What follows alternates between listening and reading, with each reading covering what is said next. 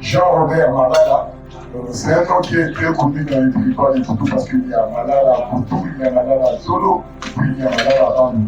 Et c'est pour la 5e fois que je suis dans cette poussée. La dernière fois quand je suis passé ici, on m'a dit que papa était malade. J'étais très inquiet. Aujourd'hui, je suis très content. Quand je me vois comme ça, en bonne santé, je commence à avoir glorifié l'Éternel. Parce que sincèrement, mon dernier passage ici, je suis entré avec des larmes aux yeux. Parce qu'entendre un aîné, un papa à cet âge, c'est comme ça, très souvent, on est fait parfois pessimiste quant à l'issue. Mais Dieu a fait grâce, on a retrouvé le papa vivant et en bonne santé, nous pouvons glorifier le Seigneur.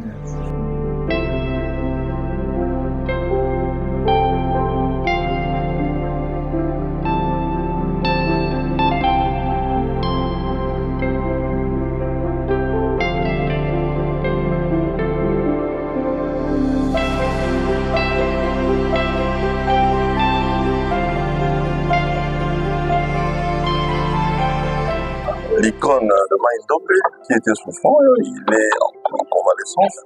Je venais témoigner mon amitié, ma fraternité à son égard. Voilà. C'est un aîné qui m'a beaucoup inspiré par son cursus politique et tout ce qui se fait. Généralement, de temps en temps, je me réfère à lui quand j'ai des grandes décisions politiques à prendre.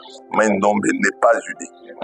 On doit laisser cette politique de haut toi que je lui mette. On doit se mettre ensemble. Unis, nous serons plus forts.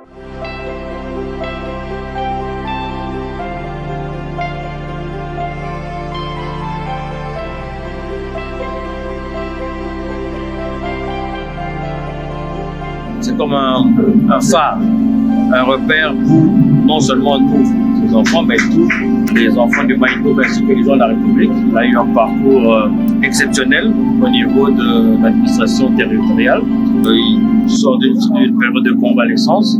Donc les fils du Maïndombe sont venus, quelques-uns.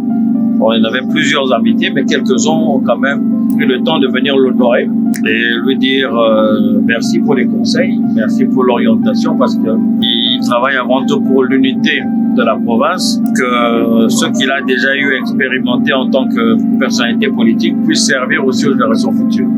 Donc je suis très content, très heureux que cet événement ait eu lieu aujourd'hui, sous l'initiative de la GECOMA. Et j'espère que ce ne sera pas la seule initiative, parce que le Maïndombe a besoin que tous ses fils et ses filles soient unis pour le développement de cette province qui a plein de potentiel, mais qui souvent, malgré les intelligences, n'arrive pas à émerger parce qu'il n'y a pas cette cohésion entre ces enfants. C'est hyper important que pour nous de voir ça aujourd'hui. On a tendance à souvent décerner des prix à titre posthume. C'est très réconfortant et j'espère que ça ne va pas s'arrêter ici. Il y a encore d'autres personnalités du Maïndombe, mais il y a d'autres choses qu'on doit faire pour que les gens soient reconnus de leur vivant et qu'on n'entende pas toujours qu'il y ait un décès, une disparition, qu'on puisse à ce moment-là pouvoir récompenser ou bien reconnaître les mérites des personnes.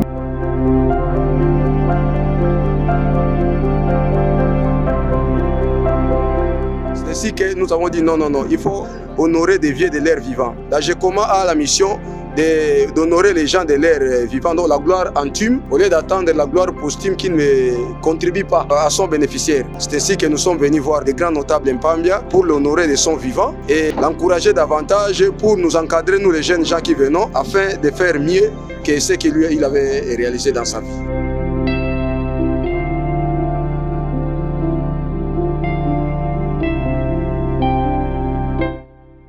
Que c'est beau et agréable de voir les frères ensemble, d'être ensemble.